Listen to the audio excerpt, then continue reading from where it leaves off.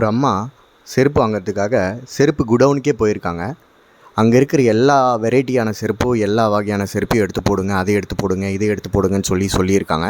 கடைக்காரன் சலிக்காமல் எடுத்து செருப்பு எல்லாத்தையும் எடுத்து போட்டிருக்காங்க. ஸோ ஃபைனலி பார்த்திங்கன்னா ஒரு செருப்பு வந்து செலக்ட் பண்ணியிருக்காங்க. இந்த செருப்பு எவ்வளோங்க விலை அப்படின்னு கேட்டு கடைக்காரங்கிட்ட கேட்டிருக்காங்க. அதுக்கு அவர் சொல்கிறாரம்மா, இது வந்து ஃப்ரீ தான்ம்மா, இது வந்து நீங்கள் எடுத்துகிட்டு போகலாம் ஃப்ரீயாகவே அப்படின்னு இருக்காங்க. ஸோ அந்த அவங்க வந்து வாடிக்கையாளர் வந்து என்ன கேட்டிருக்காங்கன்னா, எதுக்காக இது ஃப்ரீ அப்படின்னு கேட்டிருக்காங்க. அதுக்கு அவர் சொல்லியிருக்காரு, இது வந்து நீங்கள் போட்டுட்டு வந்த செருப்பு தான், இதுக்கு வந்து விலை கொடுக்க தேவையில்ல அப்படின்னு சொல்லியிருக்காங்களாம்.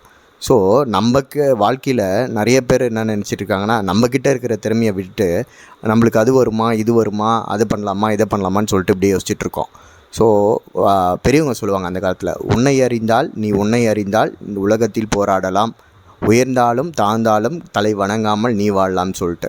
ஸோ நம்மக்கிட்ட என்ன திறமை இருக்குதுன்னு சொல்லிட்டு நம்ம பார்த்துட்டு பண்ணுறது கரெக்டாக இருக்கும். நன்றி.